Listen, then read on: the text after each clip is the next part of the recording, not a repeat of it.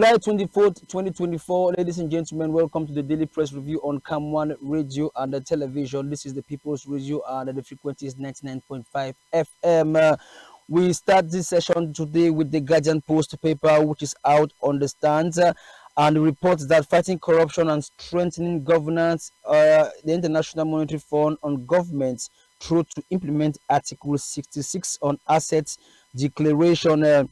The executive board of the International Monetary Fund, IMF, is exerting fresh pressure on the government to boost its anti-corruption fight, insisting on the need for the implementation of Article 66 of the Constitution on assets declaration. IMF's call is contained in a country report number 24237, made public recently. It analyzes details on diverse areas of the country's economy. The release follows Cameroon's alignment within the Sixth Extended Credit Facility (ECF) and the Extended Fund Facility (EFF) deals with the IMF. The exercise, which a team from the IMF visited Cameroon recently for, also touches on the resilience and the sustainability facility arrangement. Based on reports presented, the IMF board, among other recommendations, reiterated the need to tighten the bolts and strengthen the legal framework in fighting corruption to meet international benchmarks. To note that both reviews ended with the allocation of at least 71 billion francs CFA to Cameroon for specific governance and the climate change adaptation roadmaps. You can read all of this story today on page 3 of the Guardian Post paper.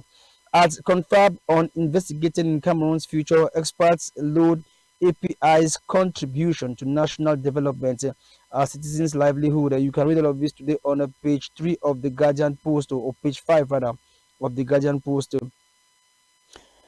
Joe Chebonkeng wins 37 million francs CFA lawsuit against Yaoundé businessman 14 years after demolition of his home. Page 2 is where you can read this paper today on the Guardian Post paper. Boyo Division, one dies as suspected Amber fighters open fire on protesters. You can read this story today on page 3 of the Guardian Post paper, which is out today. Meantime, candidates anxiously awaiting GCE results is one of the main stories today on the Guardian Post paper, which can be seen on page 5 as it through in-depth knowledge on the GCE results, which will be out very soon.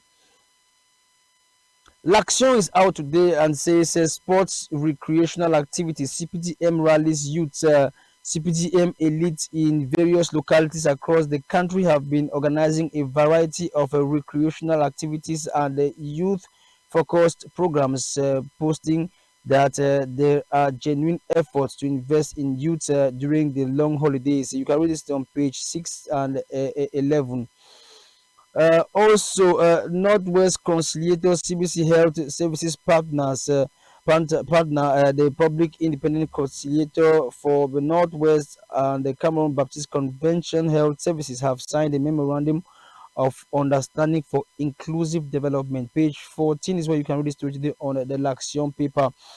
To meet demand in blood, NTBS in dire need of funds and staff.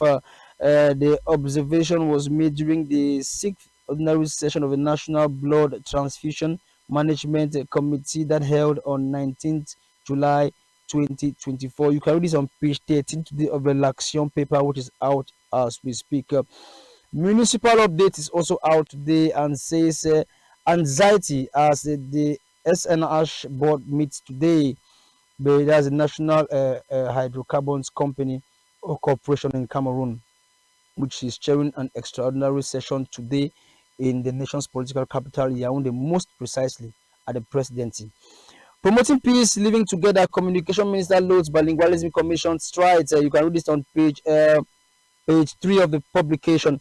Yaoundé 2 Varsity Law Linguistic Department 97 batches hold historic confab in Ohio in the United States of America. You can read all of this today on the Guardian Post, or rather Municipal Updates, which is out on the stands as we speak.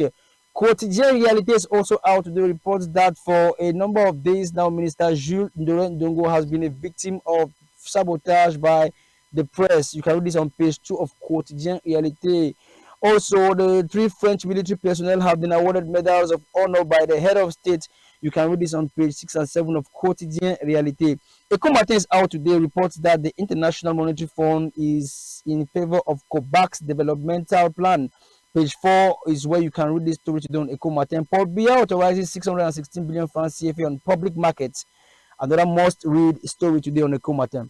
Horizon is out as well, reports that the Minister of Finance, Louis Paul Mutazi, chairs the budgetary program for 2025 in Cameroon. The principal objective of this session is to ameliorate production for the transformation of the industrial sector, also to ameliorate the living conditions of inhabitants. Expresso Economic is also out today and says 13 billion francs CFA of debt was recorded at the end of June 2024. You can read all of that on page 6 as over 13.7 billion francs CFA of debt was recorded at the end of June 2024, as reported by Expression Economique. Le Pelican is out today, focuses on the activities of the RIPEM organization, which mobilizes its partners in Paris, that's in France. The quotidien is also out the reports that the mayor of the Endom municipality, Auguste Bekolo Esama, together with the delegate in charge of national security, Martin Bangangele, have deployed a mobile team which will be in charge of establishing national identity cards to the inhabitants of 54 villages in that part of the country. Le Flambeau is also out today, focuses today on the visit of the Prime Minister to Gaoundere.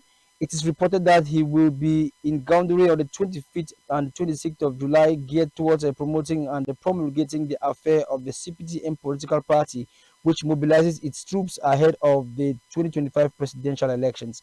Lavocar is also out today and gives us updates on the Ministry of Housing and Urban Development and the Sick Corporation affair. You can read this story today on page 6, 7, and 8, which I think is an exclusive report there today concerning this particular affair, which has been trending over for some weeks now. The economic quotidian out focuses on the financial markets in Cameroon, which will raise 616 billion francs CFA in 2024 for the development of the financial sectors in the country. Eco Santes out today reports that Dr. Manga Tudad has been nominated as the vice president of the African Ophthalmology Council. You can read it on page 5 of the paper. The Drapo is out as well, reports that Cameroon has been invited to the 17th edition of the International Artisanal Conference in Ouagadougou, which takes place from the 25th of October to the 3rd of November. La Nation is also out. La Nation d'Afrique profiles Minister Jules Dorendongo. Also, the International Monetary Fund has called on France to renew its economic plan in order to avoid budgetary mishappenings. La Meteo focuses on the modernization of administration rather, as a minister Joseph Loeb presents a new application for logistics and the management of state affairs. Le Témoin is out as well, focuses on the challenges and the perspectives of the 2025 state budget. You can read all of this today on Le Témoin, which is out on the stands as we speak. Also, Informatin is also out this morning and shares the same vision as Témoin and the reports finance today as the Minister of Finance launches preparatives ahead of the session. Innovation is also out today, reports that Eric Mba, president of the Cameroon Bar Association, wants to prolong his mandate until May 2025. You can read all of this on Innovation paper, which is out as we speak. L'info is also out today, has as main caption today, Faker foot on holidays. This is as a result